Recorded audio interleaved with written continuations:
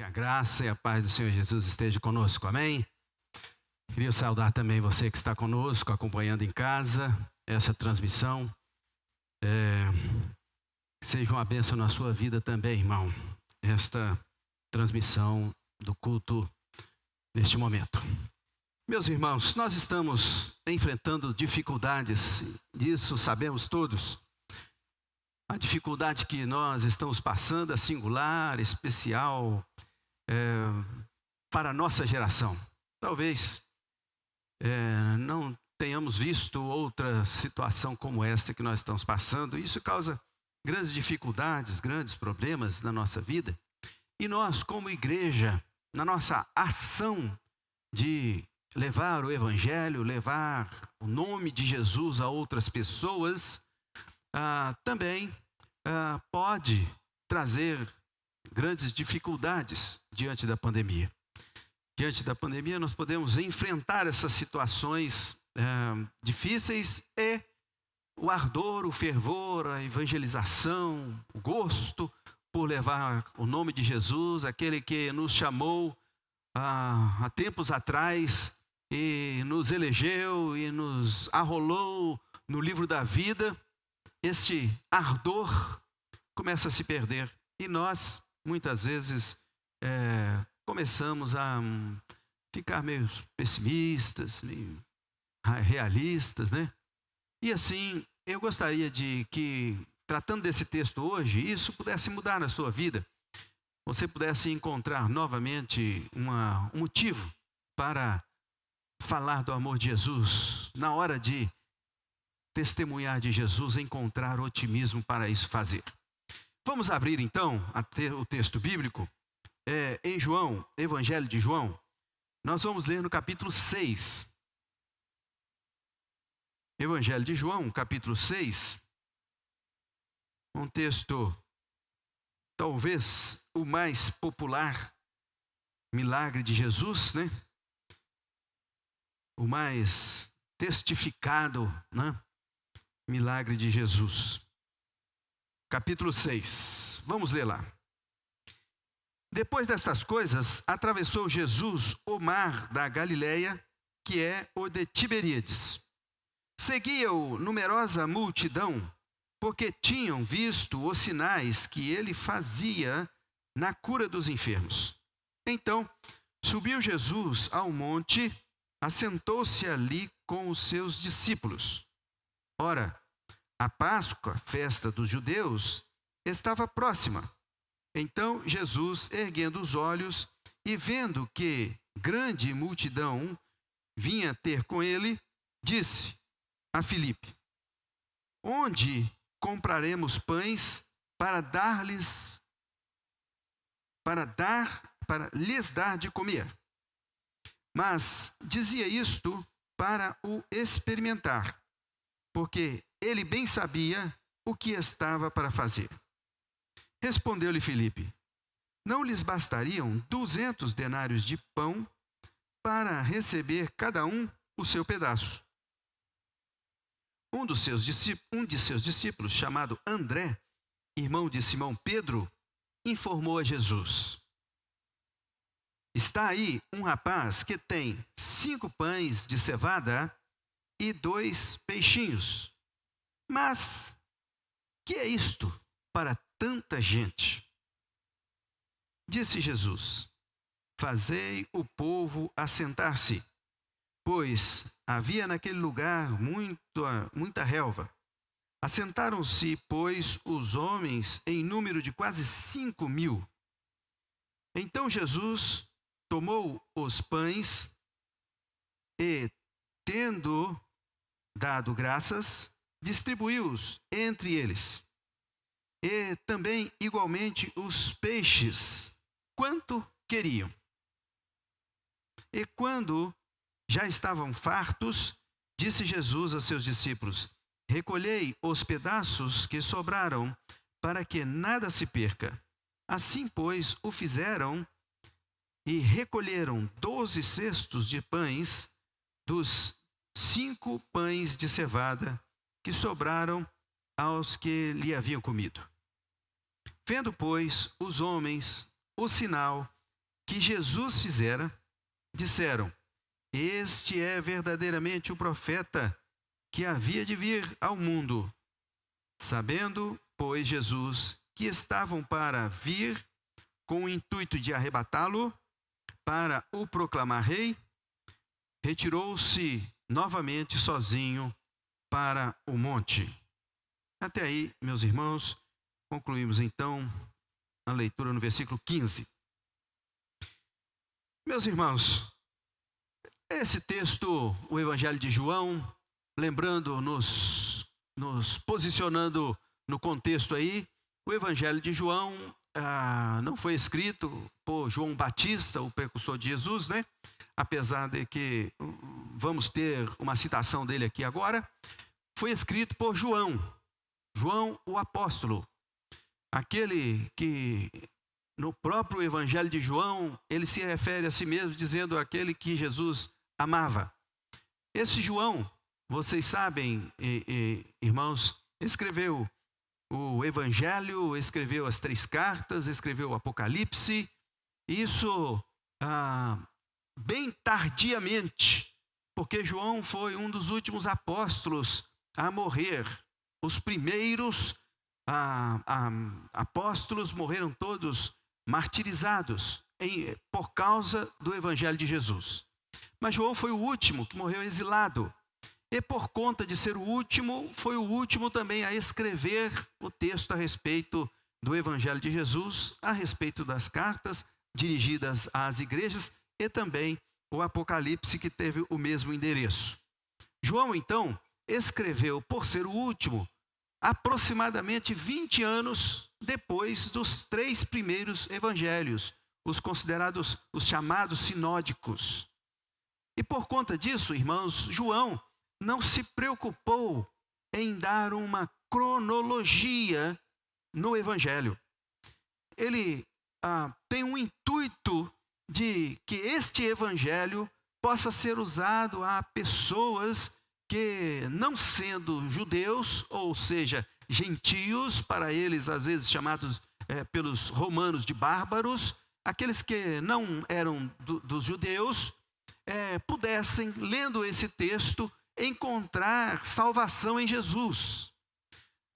Dá para a gente entender isso no livro todo, mas aqui nesse texto, especialmente, a gente pode ver quando ele se refere à festa dos judeus, versículo 4, a Páscoa, festa dos judeus, ou seja, ele identifica a festa dos judeus como sendo a Páscoa, para que as pessoas que não são judeus pudessem compreender do que ele estava falando. Portanto, João tinha um objetivo claro, de levar o Evangelho a pessoas que não eram da linhagem dos judeus, eram gentios, pessoas que desconheciam Jesus, desconheciam a história dos judeus. Então, por conta disto, João usou alguns recursos no Evangelho para clarear isso às pessoas. João, por exemplo, escreveu este livro e resumiu o seu propósito lá no final do seu livro, capítulo 20. Se você quiser acompanhar aí, veja bem o que João deixa bem claro, capítulo 20, versículo 31. Ele diz assim: na verdade, fez Jesus diante dos discípulos muitos outros sinais que não estão escritos neste livro. Ele não está ocupado com a cronologia, com a precisão dos seus registros, porque outros discípulos já tinham escrito. Mas ele estava preocupado então, estes, porém, foram escritos, foram registrados, para que creiais que Jesus é o Cristo, o Filho de Deus, e para que, crendo, tenhais vida em seu nome.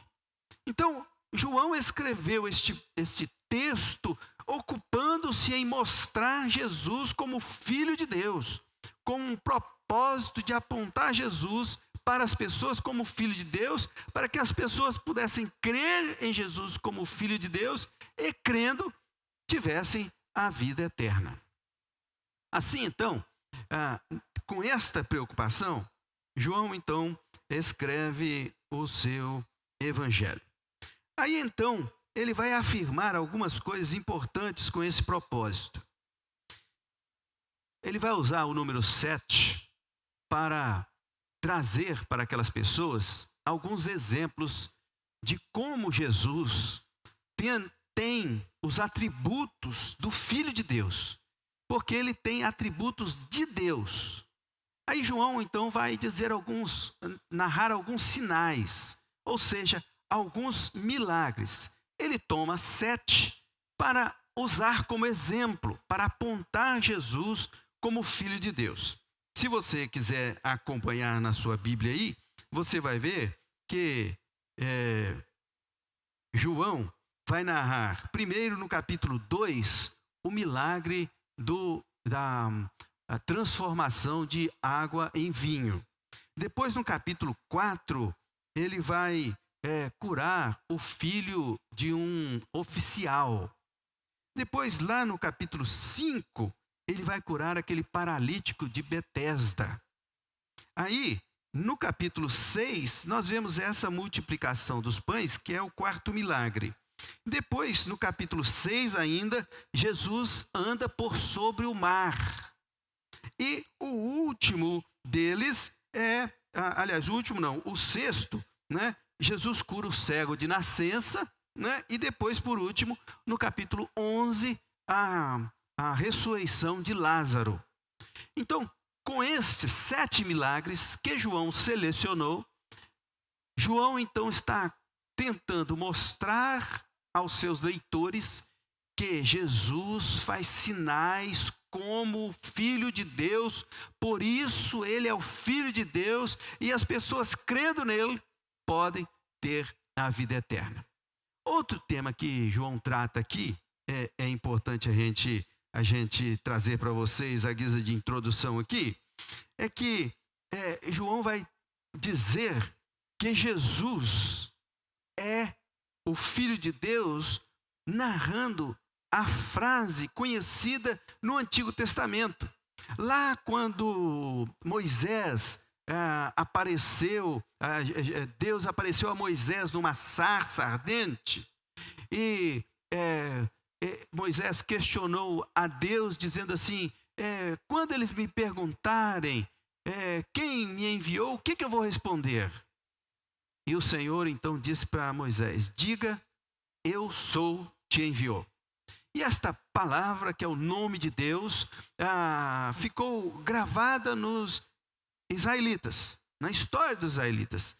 Eu sou, sendo o nome de Deus.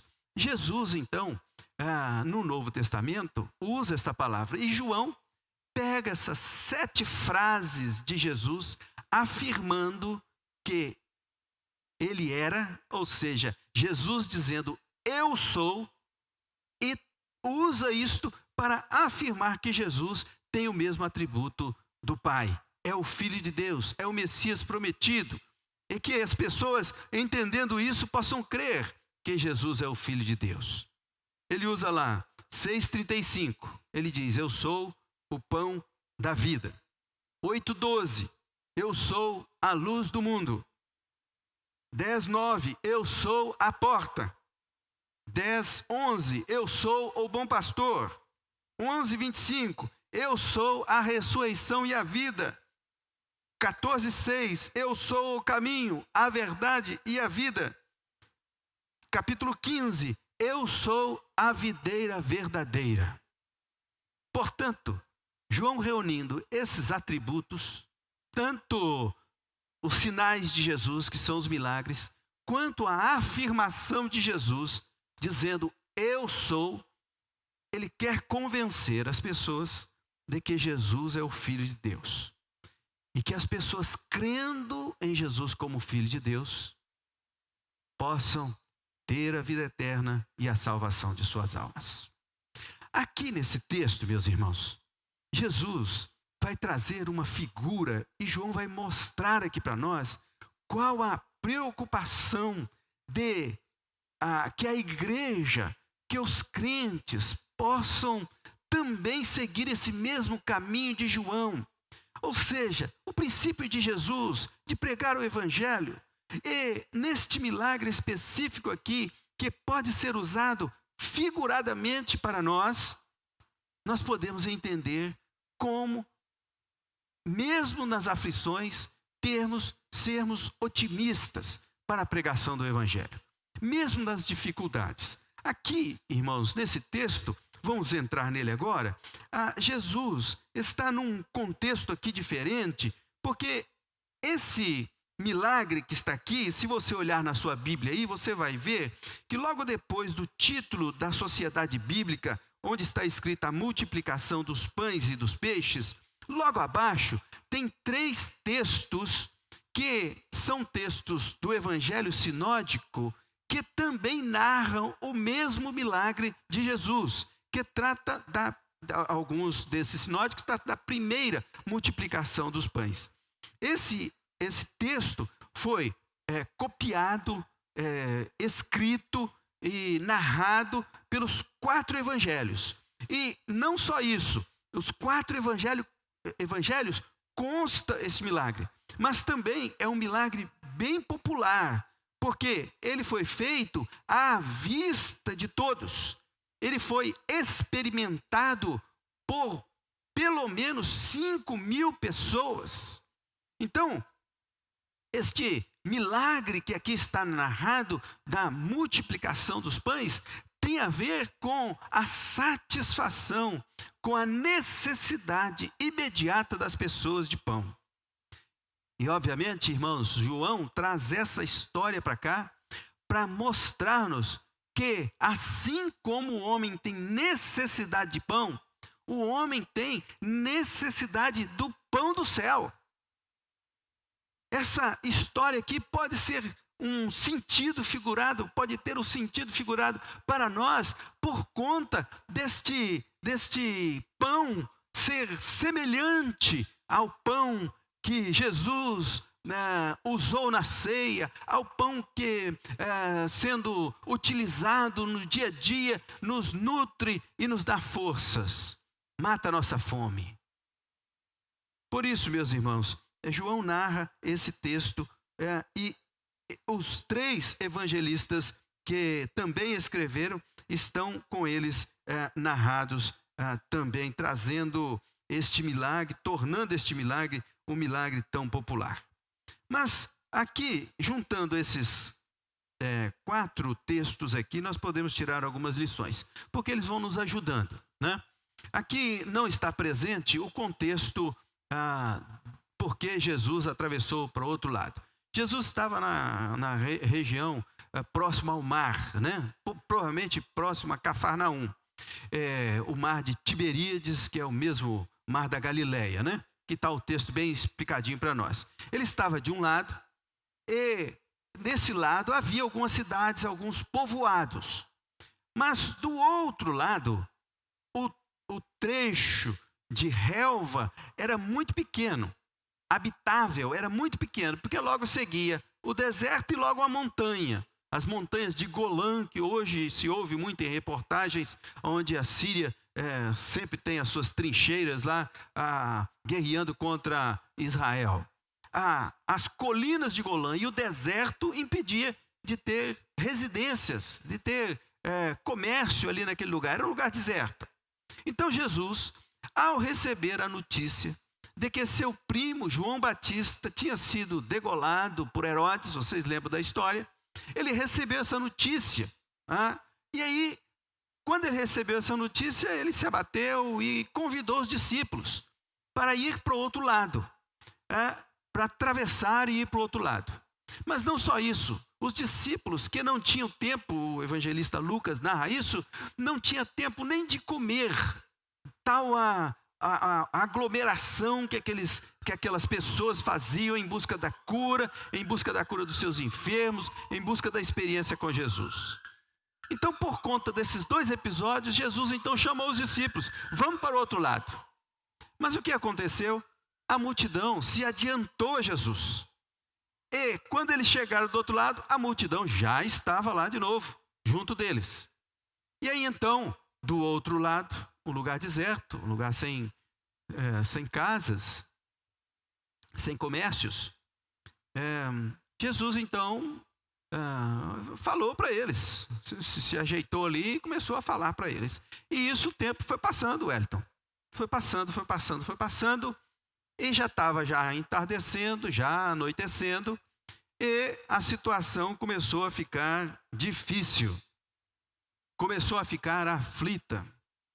Porque, irmãos, ali estavam uma situação de dificuldade. Jesus, os seus discípulos, uma multidão, e eles não tinham o que comer. Eles não tinham o que comer. Daí então, meus irmãos, Jesus vai nos ensinar algumas lições que nós podemos aplicar nos nossos dias. Hoje nós podemos aplicar. Diante das situações que nós estamos enfrentando, diante das aflições que nós estamos enfrentando, diante de situações até mesmo de falta de pão que nós estamos vivendo, nós podemos aprender com essa situação aqui. Pois bem, Jesus então, diante daquela circunstância, chamou o primeiro discípulo. E irmãos, o texto está bem claro, mas vale a pena a gente ir explicando aqui com vocês, porque para ficar bem mais claro ainda, né?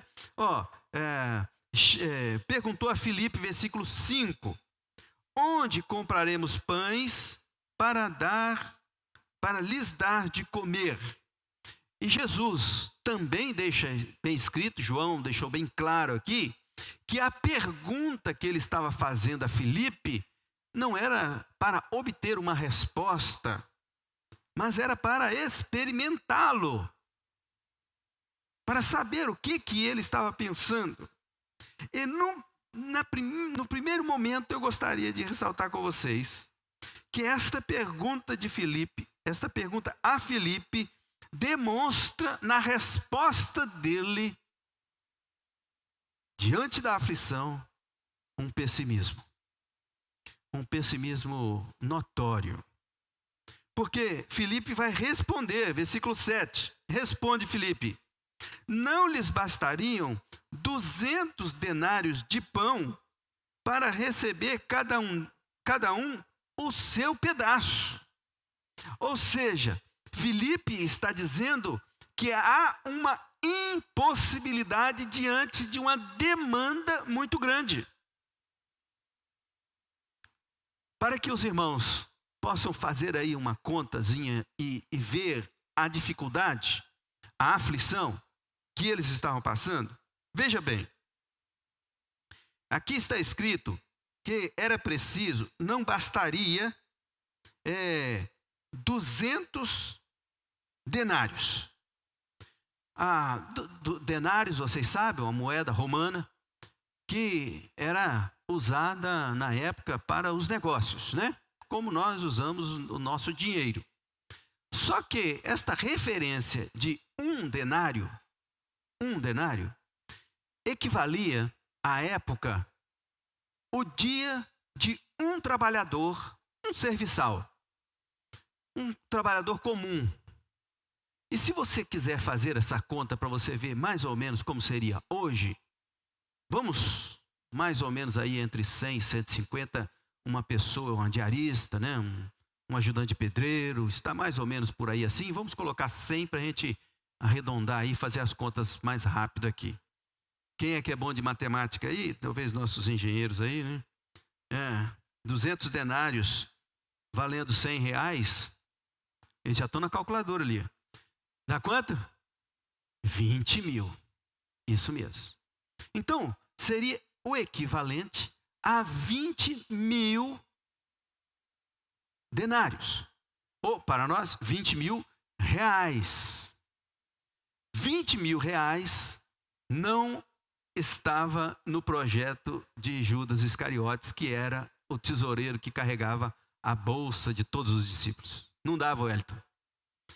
O que eles tinham na bolsa era o suficiente, provavelmente, para um dia, 2, de alimentos para eles, os 12 e Jesus.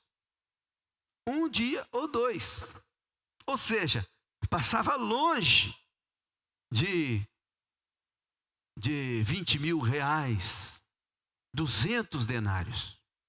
Ou seja, o que Filipe estava dizendo, Jesus, não dá, não temos condições, não dá para nós, não vamos fazer, não temos condições de fazer.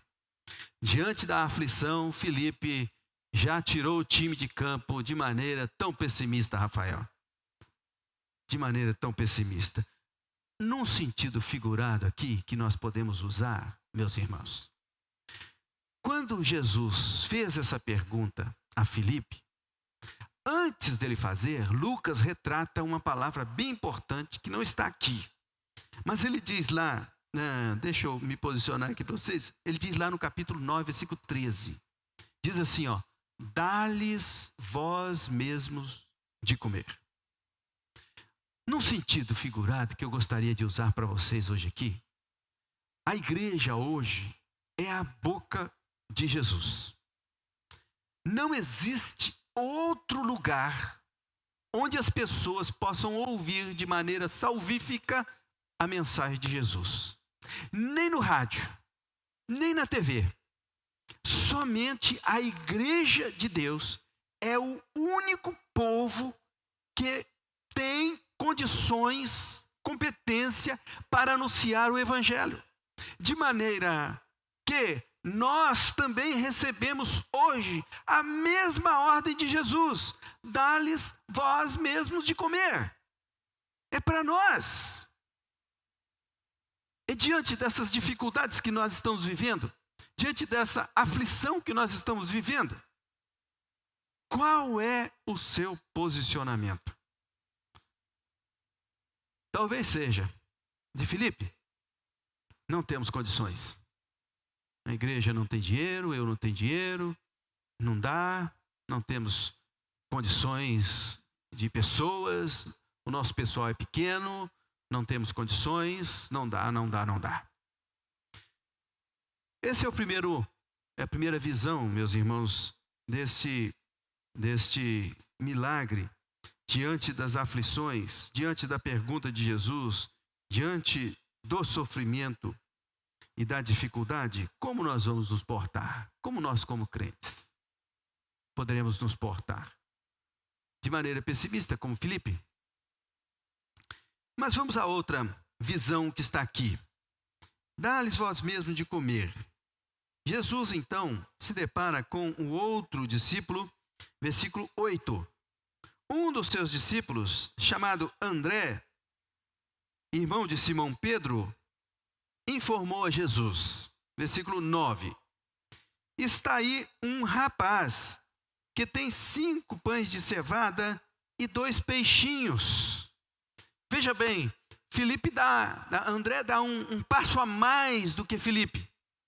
André vê, a princípio, uma solução e traz o rapaz, trazendo 5 pães e 2 peixinhos, e diz assim para Jesus: aqui tem um rapaz que tem 5 pães de cevada e 2 peixinhos.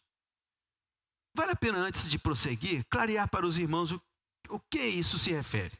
Naquela época já tinha trigo, já tinha pão comum, só que o trigo era um cereal de melhor qualidade, mais nobre, usado para alimentar pessoas. E a cevada, um cereal inferior ao trigo, né, era usado geralmente para alimentos de animais, e era um cereal de menor valor, inferior. E por isso, o pão de cevada era um pão de uma pessoa mais pobre, de menos recurso. E ainda assim, são 5 pães e 2 peixes. Os 2 peixes que aparecem aí, vocês talvez podem recordar que a palavra peixe, as iniciais no grego, davam conta de apontar para Jesus, o Filho de Deus. Então, era muito comum, até hoje, as pessoas usam um peixe e para simbolizar o cristianismo. A palavra peixe era muito difícil de ser falada no grego. Eu não quis ensaiar para os irmãos aqui rever, porque é muito difícil mesmo. Mas era comum essa palavra ser usada.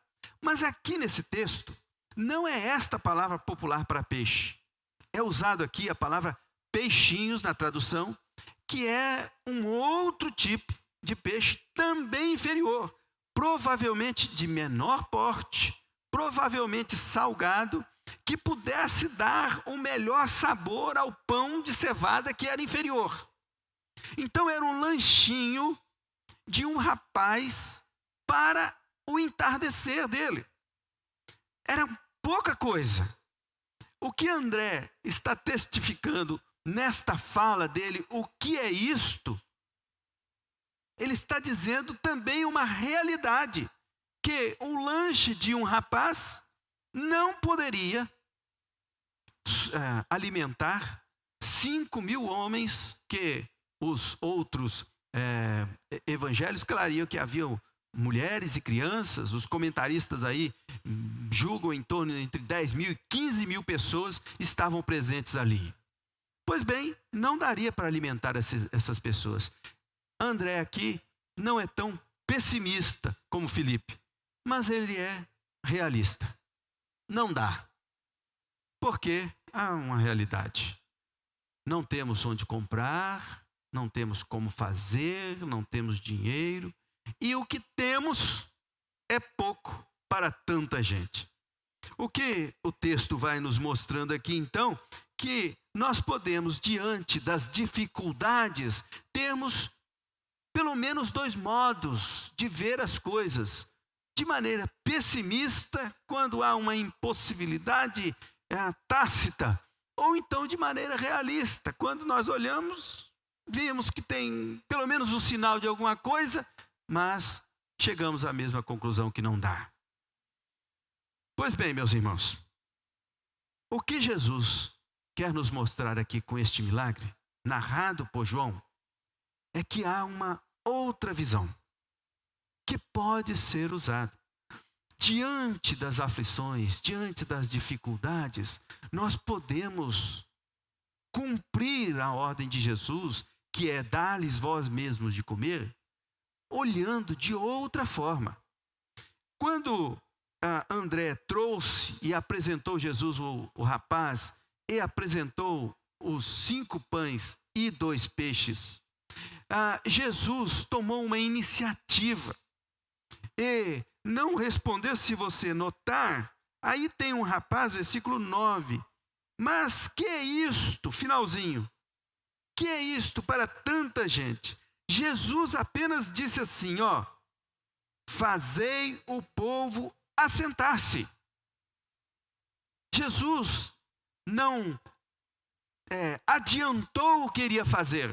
Jesus não fez o seu projeto antes com os seus discípulos, mas ele sabia o que iria fazer. E ele então disse, vamos resolver essa situação. Manda o povo se assentar. E dessa forma otimista, nós vemos alguns passos importantes para nós. Porque o otimismo não é um otimismo romântico, é um otimismo mais prático, que dá para a gente entender que Jesus queria mostrar para aqueles discípulos, queria mostrar para nós que precisamos ter fé sim, confiar sim, mas nós precisamos ter, primeiro, planejamento. Jesus manda sentar-se e nos textos paralelos aqui, Jesus diz assim, olha, senta de 50 em 50. Por que Jesus está dando essa norma aqui, essa ordem aqui naquela hora? Eu não sei se vocês já viram, talvez, Ricardo, você já tem visto uma reportagem, alguma reportagem, que mostra uma calamidade, uma fome, principalmente na África, mostra muito isso, né? Quando passa um terremoto, uma tempestade, aí então os recursos alimentares vão para lá e aquelas pessoas estão com muita fome. Vocês viram como elas são educadas?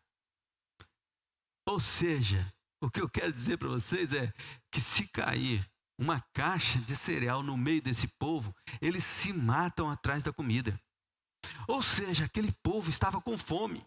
Jesus então deu a ordem: vamos organizar isso aqui, vamos planejar isso aqui, com otimismo, mas com planejamento. Senta todo mundo de 50 em 50. E o pessoal se assentou ali, diz o texto, que eles se assentaram ali. Pois havia muita relva, versículo 10, havia muita relva, assentaram-se, pois, os homens em número de 5.000.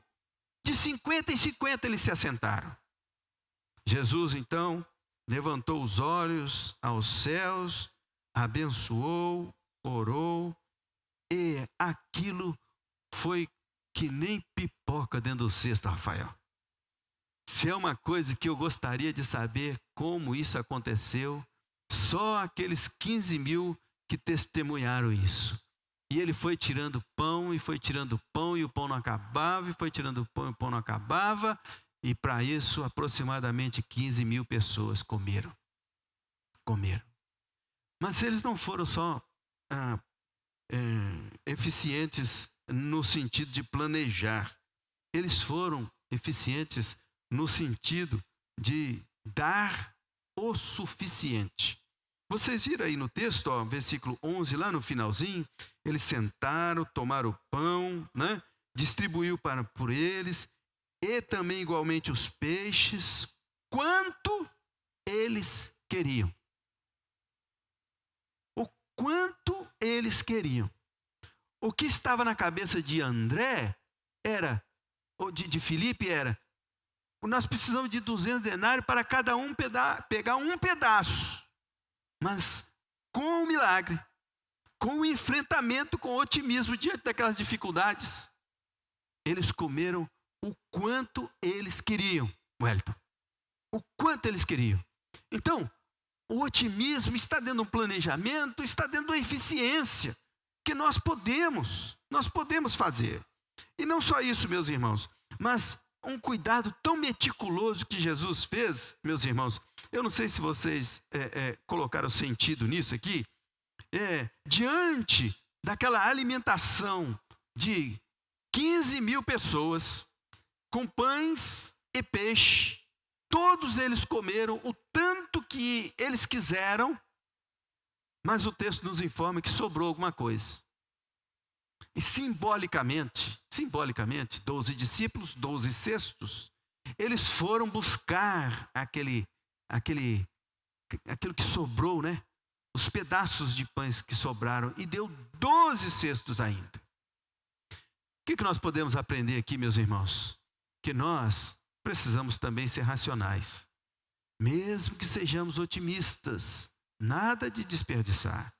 Vamos ser eficientes, vamos ser cuidadosos, meticulosos, para anunciar o Evangelho com eficiência, né? Pregar o Evangelho, levar o pão do céu para as pessoas com cuidado. Mas não somente isso, meus irmãos. Lá no versículo 14, vai dando para nós uma outra eficiência nesse otimismo. Eficiência em cumprir o propósito. Veja bem, nós informamos aos irmãos a título de introdução que o Evangelho de João foi escrito para apontar Jesus como Salvador, para apontar Jesus como Filho de Deus, como o Messias prometido, o profeta que havia de vir.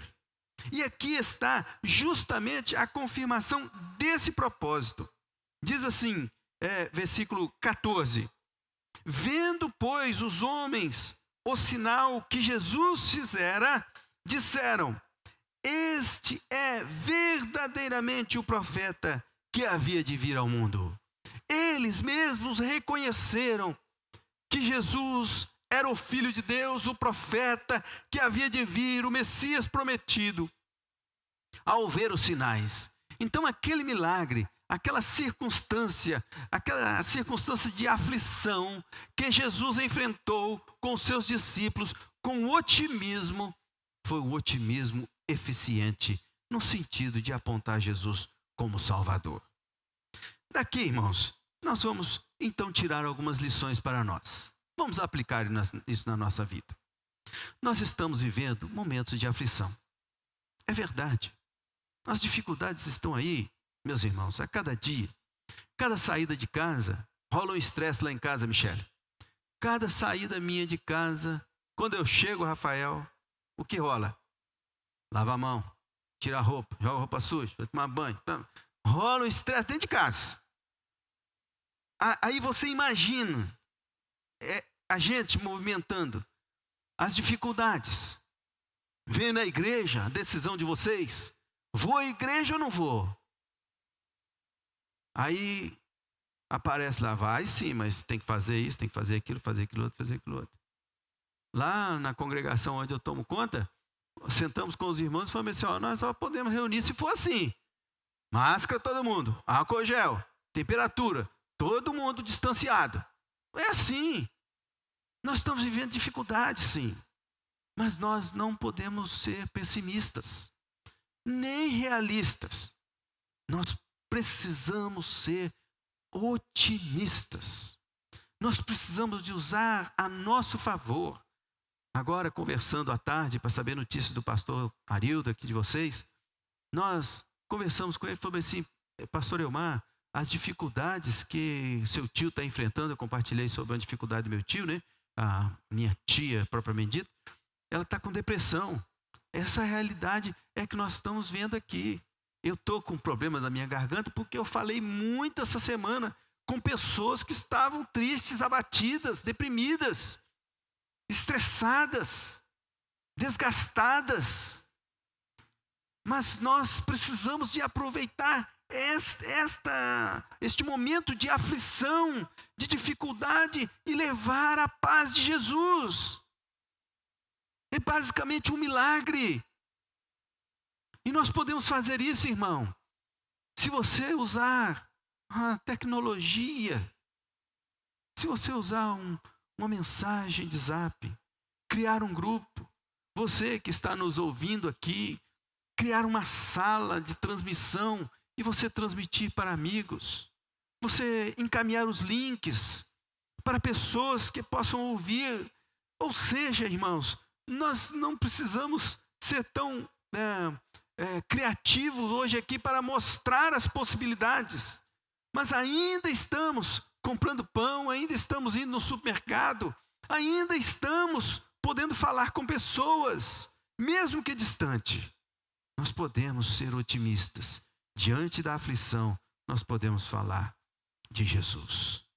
Portanto, meus irmãos, o que a igreja não pode ser, e talvez seja esse o recado deste milagre de hoje, não pode ser pessimista. Nós temos dificuldade, sim.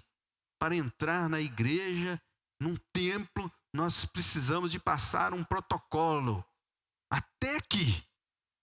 Mas nós temos que ser otimistas e falar de Jesus, mostrar Jesus, apontar o caminho ao pecador, levar uma mensagem de alegria, de paz às pessoas e sermos luz neste mundo, tal qual Jesus nos aponta aqui. Experimentar o milagre de Jesus na nossa vida. Amém, irmão? Vamos orar? Eu vou pedir a você que curva sua fronte aí onde você está e ore a Deus. Você que está nos assistindo também pode aproveitar este momento para orar nesse instante também. Vamos orar. Senhor, nosso Deus, nós nos dobramos diante de Ti nesta hora, Senhor. E queremos, reconhecidos do Teu amor por nós, colocar a nossa vida nas Tuas mãos, Senhor. Senhor, em nome de Jesus, venha nos acolher. Venha, Senhor, nos fortalecer nesses momentos de dificuldade. E, sobretudo, Senhor, venha trazer um novo ânimo para nós que somos Teus filhos e temos esta incumbência singular de apontar o caminho ao pecador, de levar a salvação aos aflitos, de levar, Senhor, o bom pastor às ovelhas perdidas. Senhor, em nome de Jesus, que cada um aqui, Senhor, possa entender a alegria e o prazer de experimentar o milagre em meio às aflições. colocamos-nos nas tuas mãos, Senhor, e te pedimos que o Senhor nos anime, nos encoraje nesta noite.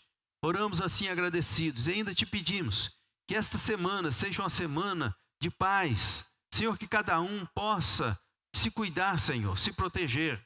Que cada um, Senhor, possa contribuir com as autoridades. Senhor, em nome de Jesus, que possamos nós nos unirmos para vencermos todas essas dificuldades que estão diante de nós.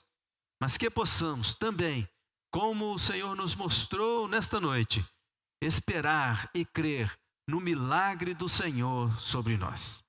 Em nome de Jesus, que nós oramos agradecidos.